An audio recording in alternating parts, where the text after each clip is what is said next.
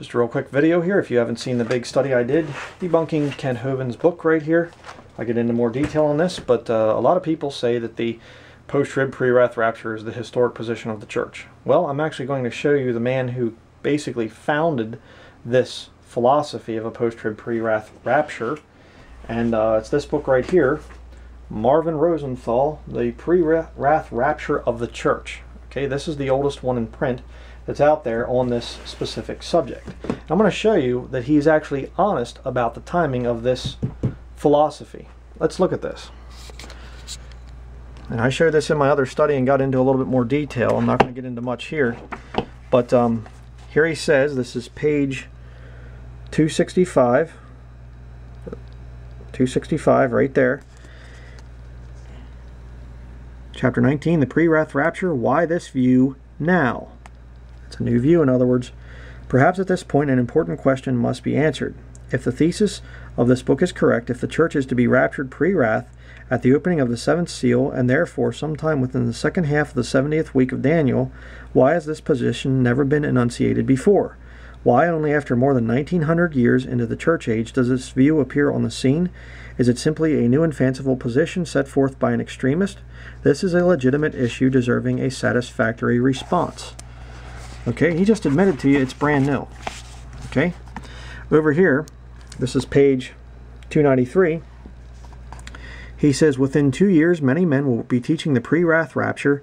Within 5 years, it will be a recognized position. And if God pleases, within 15 years, it will become a major position of the believing church, if God gives that many years. You say, when was this book written? Certainly before 1830, you know, because that's when the pre-trib rapture started, blah, blah, blah. Yeah, sure. No, it's actually 1990 is when this book was written.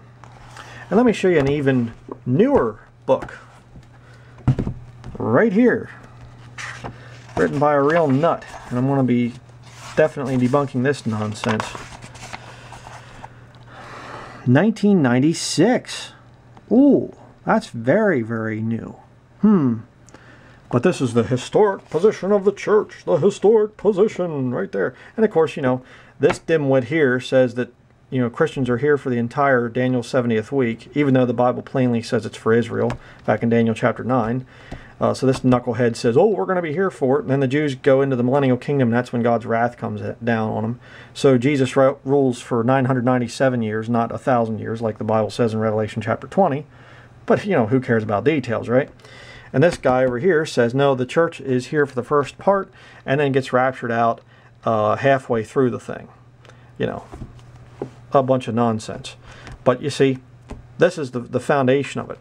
And this is the philosophy that's messed up a very fine man of God, Kent Hovind. All right? Very, very, very disgusting, very sickening that these guys are coming out just here in these, I mean, you know, 1990s. And they're saying, we have the historic position of the church. Well, the Catholic Church, yes, they do. That is true. The Catholic Church teaches that the church is going to go through a time of ultimate trial, the ultimate trial of the church and the purification of Christ's church. That's where it comes from. It doesn't come from the King James Bible.